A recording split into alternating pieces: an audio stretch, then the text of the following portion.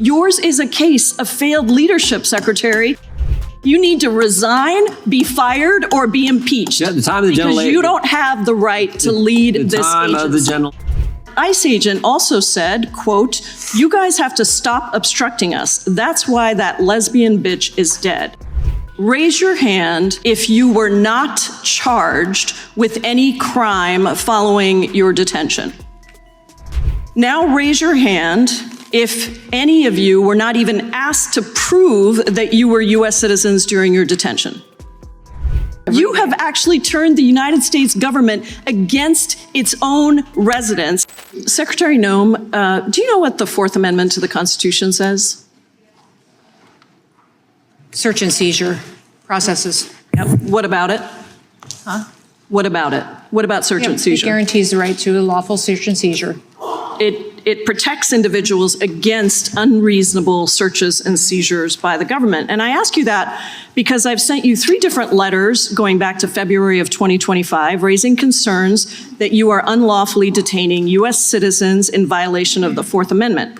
It was not until yesterday afternoon, more than a year after I sent you my first letter, that I finally received a response from you stating that ICE has detained 18 U.S. citizens.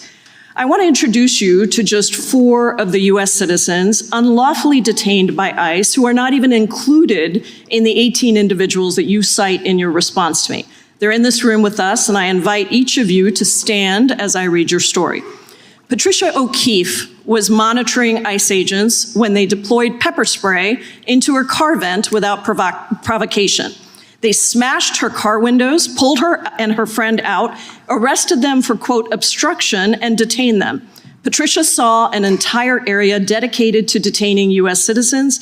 An ICE agent also said, quote, "You guys have to stop obstructing us. That's why that lesbian bitch is dead," end quote. Referring to Renee Good, ICE detained Patricia for over 8 hours. Ryan Eklund was monitoring ICE activity in his car when ICE agents blocked him and took his photo, then appeared to use that photo to go to his neighborhood and try to intimidate him. He was still in the car when they approached him, pulled him from his car, and put him in leg irons. Ryan was detained for 6 hours. ICE agents shot Wesley Powers with a pepper ball while he was peacefully protesting ICE activity. ICE detained him for 8 hours, gave him no medical assistance, leaving him in clothes that still had dangerous chemical residue. When doctors examined Wesley after his release, the medical professional opinion was that what ICE agents did to him constituted assault. Edmund Higgins is a U.S. Marine Corps veteran. While legally observing ICE, he honked his horn a couple of times, and when he saw agents driving down a narrow road, he actually drove away. But agents chased him until he sought refuge at a local police station. When agents drew their firearms and pointed them at Edmund, well-trained local police officers diffused the situation, but your agents still insisted on detaining Edmund for 6 hours. Secretary Noem, yesterday in the Senate Judiciary Committee hearing, you stated that ICE agents may arrest U.S. citizens in the situation where they were obstructing law enforcement or in situations where you have reasons to doubt that they're U.S. citizens. Is that still your position? I said, or probable cause. So let me ask each of the U.S. citizens in the audience who were detained. Raise your hand if you were not charged with any crime following your detention. Not a single one of you were charged with a crime. Now raise your hand if any of you were not even asked to prove that you were U.S. citizens during your detention. Not a single one of you were even asked about your citizenship status, making it clear that DHS agents simply don't care that they're arresting U.S. citizens. Now please raise your hand if you were detained by ICE simply for legally protesting or monitoring ICE activity under your First Amendment rights. All 4 U.S. citizens have raised their hands that they were detained simply for legally protesting or monitoring ICE activity. Secretary, these are not 4 isolated incidents. ProPublica's reporting puts the number at over 170 U.S. citizens detained in just the first 8 months of the administration, which doesn't even include Operation metro surge in Minnesota. None of these 4 U.S. citizens were charged with a crime. None had their citizenship questioned, and all were lawfully exercising their First Amendment rights. Do you have anything you want to say to them or the millions of American citizens across the country that are watching this and horrified at what your department is doing? Well, context is critical in each of these situations to know the full range of what happened in each of these situations before and after the incident and their arrest. Secretary, not a single one was charged with a crime. Not a single one, and they were detained. And let me just reclaim my time for my final seconds. DHS is supposed to be protecting our residents and upholding constitutional protections, but you've turned that on the head. You have actually turned the United States government against its own residents, and you've had multiple chances to take accountability, to apologize to these folks and others across the country, but you have failed to do it. Yours is a case of failed leadership, Secretary. You need to resign, be fired, or be impeached. Yeah, the time of the because you don't have the right to lead this agency. The time of the gentlelady has expired, and she yields back. The gentleman from New Jersey is recognized. Thank you. Secretary, thank you for being here. Sorry you got to go through some of the stuff you're going through today, but I guess that's what they tell me. It's part of the job, right? Mm-hmm. You know, I don't know where to begin. Because, I mean, I guess we begin at the beginning. Let's get back to the real elementary issues here, why we are where we are. This does not happen in a vacuum. And the first danger I want to talk about, just to put it in context, is the open borders. Millions upon millions of people let into our country illegally, purposefully, knowingly, without question, even at times knowing that they were criminals, that they were indicted or convicted from their country of origin, we still let them in, and we release them on these people who've done nothing wrong, these people who have brothers and sisters, mothers and fathers, aunts and uncles, children who died. So I'm going to ask you some simple questions, and I know you know the answers to them, but I want to bring this back into context. Under the previous administration, with all that you've seen now in holding this office, did we allow known criminals in our borders in the United States of America, dangerous people? Did we allow them? Yes, sir, not just criminals, known and suspected terrorists. And terrorists, thank you. Yes, people on the terror watch list.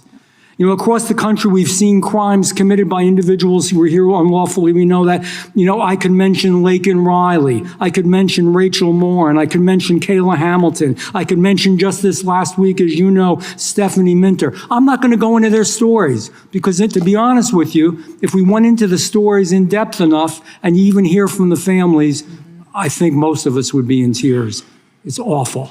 It's horrible. It's un-American. It disgusts me that it happened. There was no reason to have it happen. If immigration, Secretary, if immigration law had been enforced properly, would those crimes have been prevented? Yes, if those individuals were not allowed to be in this country, if we had a secure border and they weren't allowed to come in, they wouldn't be here to commit those crimes. Thank you. Now, you know, you'd think the folks on the left would want to fix this. They created the chaos, but you'd think they would want to fix it. One of the ways to fix it is to work with federal law enforcement when they are on the street to do crowd containment, to do other things that help the federal officials. Because one of the reasons that we see everything that we see on the street and we see those videos is that local law enforcement, and when you talk to them off the record, they're not allowed in these blue cities, sanctuary states to help out. The job of ICE is not really crowd control. That's something they should do. And by the way, let's talk about what a peaceful protest is. Peaceful protest, you're holding placards up, you're chanting, you may be giving speech. You're not spitting on federal agents and law enforcement. You're not kicking them. You're not shoving them. You're not beating them. You're not screaming in the ear. You're not have high-powered whistles in their ear. You're not kicking their vehicles in their taillights. That is not a peaceful protest. Go and we talked about New Jersey. I'm from Jersey, right? Go in New Jersey on the Garden State Parkway and a police officer, a trooper comes along, spit in his face, start pushing him around. What do you think they're going to do to you? They're going to arrest you. Yeah. Those people shouldn't have been doing that. Protest, yes, it's in the best spirit of America. That was not a peaceful protest. Would you agree? I would agree, sir. So the second danger is the lack of cooperation. The next danger, again, my friends on the left, they say they want to fix it, how terrible everything. The second danger is when we don't cooperate, it leads to even investigating further, and you find out that these sanctuary cities and sanctuary states, my home state, I was so hurt to see that our governor went out and said that she's going to have a portal. The Department of Justice is suing, and I know that's not your responsibility, the Department of Justice, but think about it. I want everybody here to think about it when you walk out in the streets today. They're going to have a portal in New Jersey so that you can report where federal agents are, so you give the criminals that more of a head start and a chance to get away. Secretary, is that right? Yeah, it's correct what they're trying to Yes. do, but we're not, I will tell you that there's a lot, it doesn't have to be that way. We've got 1,400 different agreements with local and state law enforcement officers that partner with us under the 287G program, and it helps them financially. We're willing to reimburse them for overtime and for their assistance in these situations, and it works wonderful, and the public is safe, and that's why you don't hear about situations in Minneapolis, Exactly. the violence. You don't hear about that in Memphis, where you have a mayor Or another that works state, with exactly, the because they don't allow this to Correct. happen. They're allowing the chaos. The real danger isn't cooperating. We should cooperate. The real danger is open borders. The real danger is releasing these people that we've released into the public. The real danger is not cooperating with federal law enforcement. The real danger is the politicians who do this for political gain. I am going to finish up and yield back, but just let me say thank you for what you do. They created a horrible situation here. We're trying to make it safe for America. Thank you, Secretary.